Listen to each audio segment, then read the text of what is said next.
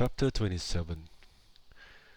When morning came, many of the chief priests and the elders of the people consulted with one another against Yeshua on how to have him put to death.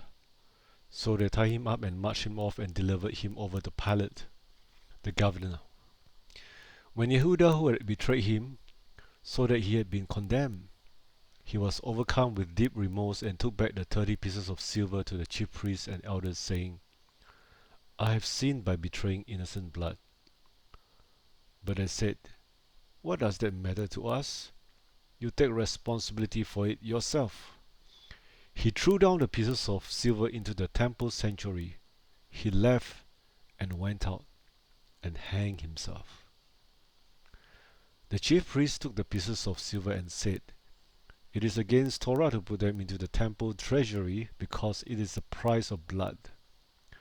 They consulted with one another and spent the money on the potter's field as a burial place for foreigners. That is why that field has been called the field of blood even unto this day. So then that which was spoken through Yirmiyahu the prophet was fulfilled. They took the 30 pieces of silver, the price of the one whose cause had been determined by the children of Israel. They gave them for the potter's field as the Lord directed me. Now Yeshua stood before the governor, and the governor questioned him, saying, Are you then the king of the Jewish people? So Yeshua answered him, This is what you say. Meanwhile he was being accused by the chief priests and elders, but he made no answer. Then Pilate asked him, Do you not hear how many charges they make to accuse you? But he gave him no response, not even with regard to a single accusation, so that the governor was quite amazed. Now during the festival it was the governor's practice to release one prisoner whom the crowd wanted. At that time they were holding in custody a notorious prisoner called Barabbas. So when they gathered together, Pilate said to them, Which one do you want me to release for you, Yeshua Barabbas or Yeshua who is called the Anointed One? He realized that they had handed him over because of jealousy. While he was sitting on the judgment bench, his wife sent a message to him saying, Have nothing to do with that righteous man, because on his account I suffered terribly in a dream today. The chief priests and the elders, however, persuaded the crowds to ask for Barabbas and to have Yeshua put to death. But the governor said to them, Which of the two do you want me to release for you? They said, Barabbas. Pilate said to them, Then what shall I do with Yeshua who is called the Anointed One? They all said, Let him be crucified. He said, Why? What crime has he committed? But they kept shouting all the more, saying, Let him be crucified. When Pilate saw that he was making no progress, but rather that a confused uproar was starting, he took water and washed his hands in front of the crowd, saying, I am innocent of this man's blood. You take responsibility for it yourself.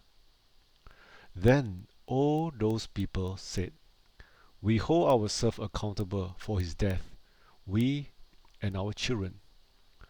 So he released Barabbas for them. After having Yeshua flogged, he delivered him over to be crucified. Then the soldiers of the governor took Yeshua into the palace headquarters and gathered the whole garrison around him. They stripped him down and placed a scarlet military cloak around him. After twisting together a crown of thorns, they pressed it down upon his head and put a staff in his right hand. They bowed down before him and mocked him, saying, Long live the King of the Jewish people! They spat on him and took the staff and began to beat him on the head. After they had mocked him, they took the cloak off him and put his clothes back on him. Then the Roman soldiers led him away to crucify him. As they were coming out, they found a man from Cyrene named Shimon, whom they compelled into service to carry his cross beam. When they came to a place called Gugolet, which means place of a skull, they gave him wine mixed with some bitter herb drug to drink. After tasting it, he was unwilling to drink it. When they had crucified him, they divided up his clothes among themselves by throwing dice. Sitting down, they started to keep watch over him there. Above his head, they put up the written statement of the charge against him. This is Yeshua, the King of the Jewish people. At that time, 2 bandit criminals were crucified with him, one on the right and one on the left. Moreover, those passing by were hurling abuse at him, shaking their heads and saying, "You, who will destroy the temple and build again in 3 days, save yourself.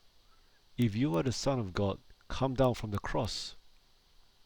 In the same way, the chief priests also, together with the scribes and elders, were mocking him and saying, "He saved others, but he cannot save himself. He is the King of Israel. Let him now come down from the cross, and we will believe in him. He trusts in God. Let God rescue him now if he wants him. After all, he claimed, 'I am the Son of God.'" Even the bandit criminals who had been crucified with him taunted him with similar insults. At midday, darkness fell over all the land until late afternoon. Then in the late afternoon, Yeshua cried out with a loud voice, saying, "Eli, Eli, lama," which means, my God, why have you forsaken me?" So some of those who were standing nearby, when they heard this, they said, "This man is calling out for Eliyahu." Right away one of them hurried off and took a sponge which is soaked with sour wine and put it on a staff and gave him to a drink. But the other said, "Let us see whether Eliyahu will come to save him." Yeshua cried out again with a loud voice and yielded up his spirit.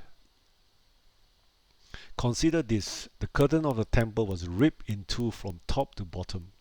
The earth quaked, and the rocks were split apart. Moreover, the tombs were opened, and many bodies of the holy people who had fallen asleep were raised to life. Coming out of the graves following his resurrection, they entered the holy city and appeared to many.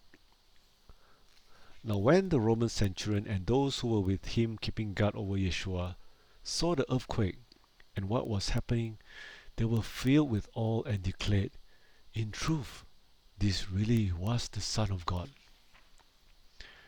Many women were there watching from a distance who had accompanied Yeshua from the Galilee while providing support for him. Among them were Miriam from Migdal, and Miriam, the mother of Yaakov and Joseph, and the mother of the sons of Zabdi. When it was evening, a rich man from Hamatayim named Joseph came, who himself had become a disciple of Yeshua. This man approached Pilate and asked for the body of Yeshua. At that, Pilate ordered it to be given. Then Joseph took the body down and wrapped it in a clean linen cloth. He laid it in his own new tomb, which he had cut out of the rock. Then he rolled a huge stone over the entrance of the tomb and went away. Miriam from Migdal was also there along with the other Miriam, sitting opposite the grave. On the same day, which is the one after the preparation, the chief priests and the spiritual leaders gathered together with Pilate. "Sir," they said, "we remember that when he was still alive, the liar claimed, 'After 3 days I will rise to life again.' Therefore give orders for the grave to be securely guarded until the 3rd day. Otherwise his disciples may come and steal him away, and say to the people, 'He has risen from the dead.' This last deception will be worse than the first." Pilate said to them, "You will be given a dispatch of Roman soldiers for guard duty. Go, make it secure as best as you know how.